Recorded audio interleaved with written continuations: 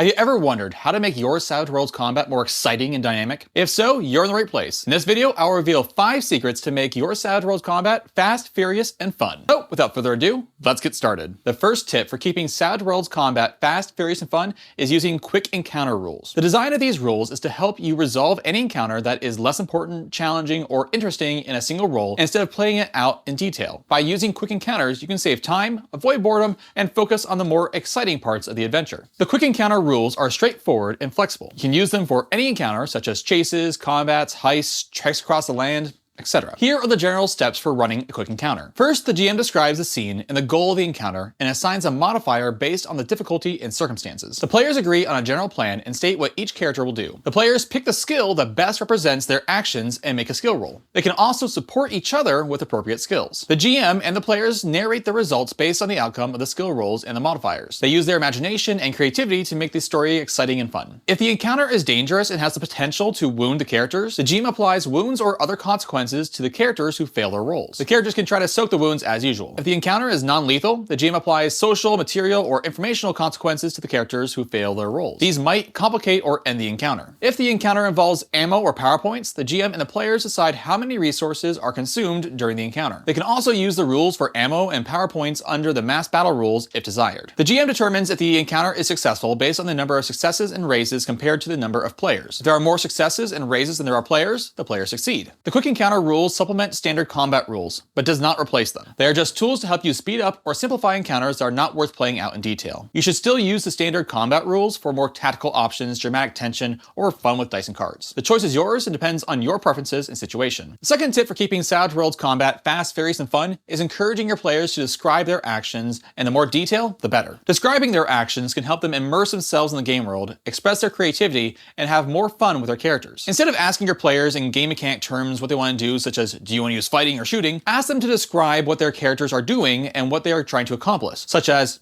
how do you attack the orc, or what are you aiming for? This way you can let them use their imagination and develop cool and exciting actions that fit their characters and the situation. As the GM, you should be flexible and supportive of your players' ideas as long as they are reasonable and consistent with the rules. You should also inform them of what skill they need to use, what modifier they get, and what the possible outcomes are. For example, if a player says, I want to swing from a chandelier and kick the pirate captain in the face, you might say, okay, that sounds awesome. You need to roll a athletics with a -2 penalty for your daring stunt. If you succeed, you'll deal damage as usual. If you get a raise, you also knock him prone. If you fail, you fall to the ground and take fall damage. By encouraging your players to describe their actions, you can make your combat more dynamic and cinematic. You can reward them with bonuses, bennies, and narrative effects for their creativity and role-playing. Rewarding your players can motivate them to be more engaged and invested in the game. You can also use their descriptions as cues for your narration and reactions. For example, if a player says, I shoot the zombie in the head, you might say, you pull the trigger and blow its brains out. The zombie falls to the ground with a thud. The other zombies turn their attention to you and start shambling towards you. Encouraging your players to describe their actions is especially helpful for new tabletop role-playing game players, still familiarizing themselves with the game mechanics and terminology. By asking them to focus on what their characters are doing and why, you can help them learn the rules gradually and naturally. You can also make them feel more comfortable and confident playing their characters and interacting with the game world. The third tip for keeping Savage Worlds combat fast, furious, and fun is to utilize the option of going on hold. Hold is a powerful and versatile feature that allows you to delay your turn until later in the round, or interrupt another character's action if you can beat them in an opposed athletics roll. Being on hold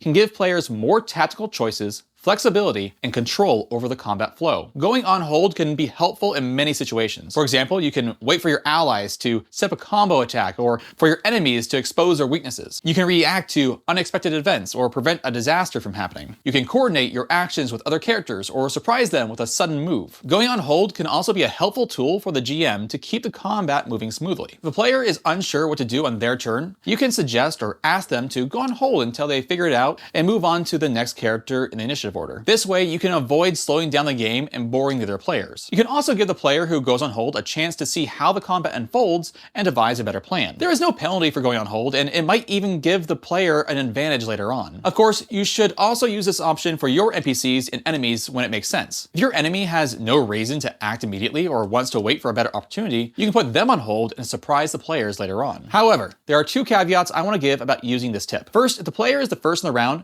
give them more time to decide what they want to do. Being first in the round can be a significant advantage, and you don't want to take that away from them. Also, they might not have had enough time to think about their actions since they just learned the initiative order. So be patient and supportive of the first player in the round. Second, if the player is the last in the round, don't put them on hold unless they want to. If they go on hold and don't act before the end of the round, they will lose their chance to act this round and start on hold at the beginning of the next round. Being on hold at the end of the round means they will get to go first in the next round, but they'll also miss out on any benefits or opportunities that might have happened this round. Ensure you give every player on hold a chance to act at the end of the round before starting a new one. The fourth tip for keeping Savage Worlds combat fast, furious, and fun is to remember that players must announce their actions at the beginning of their turn. This tip is a simple but important rule that can help players avoid getting stuck or confused in the middle of a player's turn. Savage Worlds is a game that allows you to perform multiple actions on your turn. Up to 3. Having up to 3 actions can give players more options and possibilities to deal with the different situations and challenges. However, each additional action beyond the first inflicts a -2 penalty to all actions performed that round. For example, if a player wants to shoot twice,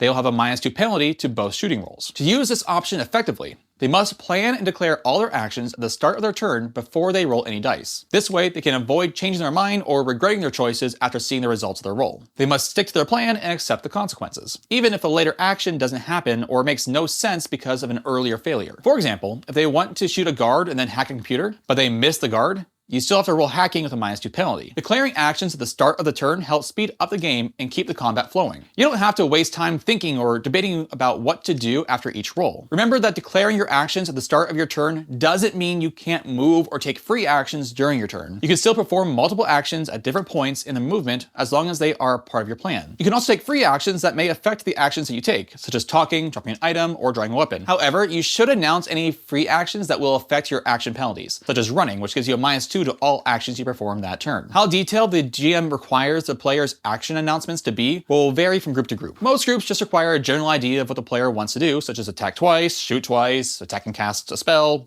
etc. The fifth tip for keeping Savage Worlds combat fast, furious, and fun is to use the Combat Survival Guide. This guide is a handy document that provides a quick reference for the most common combat situations and the options in Savage Worlds. It can help all players make the best decisions and actions for their characters and scenario. The Combat Survival Guide is a fan-made document from several fans on Reddit. It is not an official product of Pinnacle Entertainment Group or Savage Worlds. I will leave a link to their Reddit post where the author explains more about it in the description below. The Combat Survival Guide is a PDF file containing tables and summaries with various aspects of Savage Worlds combat. For example, it has a table of different situations, solutions, skills, modifiers, and effects. For example, if you want to know how to deal with a high parry enemy, you can look at the table and you can see how to use tests, desperate attacks, and wild attacks to lower their parry or increase their chances of hitting them. The Combat Survival Guide also summarizes the most common status effects, such as being shaken, distracted, vulnerable, prone, bound, entangled, and stunned. It tells you what they mean, how to get and remove them, and how they affect your character. These summaries help you keep track of the combat conditions and plan your actions accordingly. The Combat Survival Guide also summarizes the most common combat options, such as aiming, defending, multi-actions, support, and more. It tells you what they do, how to use them, and what modifiers they have. These summaries help you choose the best option for your situation and strategy. The Combat Survival Guide is not a replacement for the core rulebook. It is just a tool to help you remember and use the combat rules more quickly and efficiently. You should still consult the rulebook or the GM for more details or clarification if needed. I hope these tips help you keep Savage Worlds combat fast, furious, and fun. I hope you learned something new and valuable from this video. If you did, please give it a thumbs up, share it with your friends, and subscribe to my channel for more Savage Worlds content. What are your favorite tips for Savage Worlds combat? How do you make your combat more exciting and dynamic? I would also love your feedback and suggestions in the comments section below. And until next time, stay savage.